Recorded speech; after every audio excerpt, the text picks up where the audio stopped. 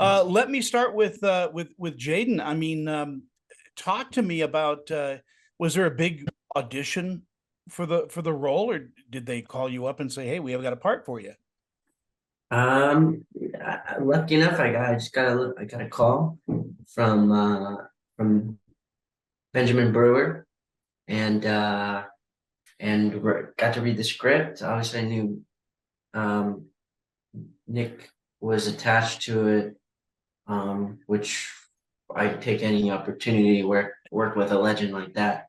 But yeah, I just talked to Ben and we kind of hit it off. I really dug the script and how it approached a genre film like this in a post-apocalyptic world and how it built that world in such a specific manner. Maxwell, I mean, Jaeden brought it up. I mean, working with Nicolas Cage has got to be a highlight. What's Yeah. he like as a scene partner? Yeah, I mean, Nick as a scene partner is yeah, you can't really ask for a much better scene partner than Nicolas Cage, not only because he's a phenomenal actor, but he's really, really generous. He really is. You know, when you are someone of his reputation, someone of his skill, his caliber, someone who's proven himself tenfold in his ability, you you don't, you have the power, rightfully so, to to command how the scene's going to go, and to really have your voice be the only one heard. But he's not that way at all. He comes to set and is constantly asking questions about the scene. Is incredibly curious about the story. He does so much. He does so many films, and they're all at a high caliber. I don't even know how he keeps all of that in his head to have the knowledge of the story, because every decision he makes is not in self-interest. It's in service to the story as a whole. And even the tiniest eighth of a page scene, it could just be a look. It is questioned, it's pondered over, he's curious about it. And that's infectious. It's infectious to the cast and it's infectious to the crew. And I think it really makes for a great filming process because everything is thought over so much. To the You point. both have been on many sets, in your careers. Of course, Lost in Space and with Jaeden, Saint Vincent, one of my favorite films. Is each set that you worked on, kind of an education? Is it like going to school with working with people like Bill Murray and Nicolas Cage?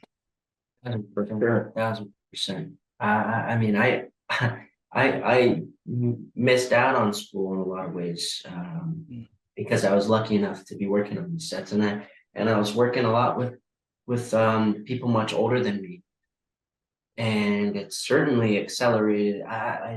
It made me the person I am today, working with these people, seeing their work ethic, wanting to impress them. I'm like, it's given me certain anxieties too as a young person.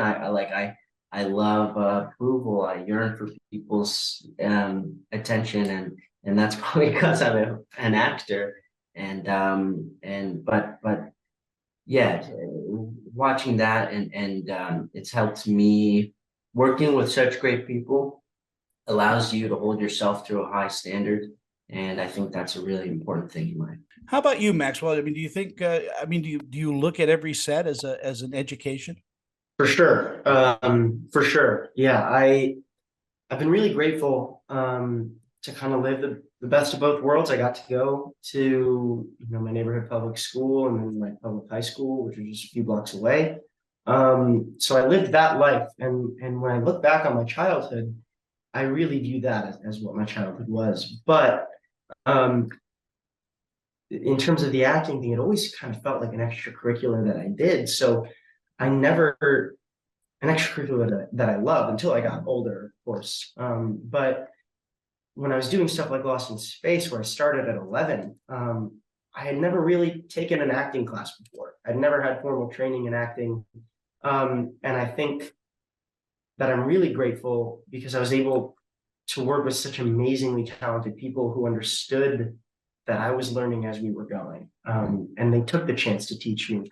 And they were eager to, and I'm really grateful for that. Not just my scene partners, who I've had some amazing scene partners over the years that I've learned from, but also the people behind the camera. I mean, the camera crew on Lost in Space, our B camera team taught me a lot about what it would mean to be behind the camera.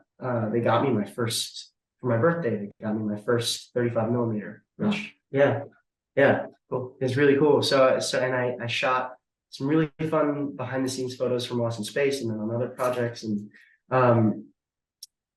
they were some of the first people to really get me interested in eventually making it behind the camera.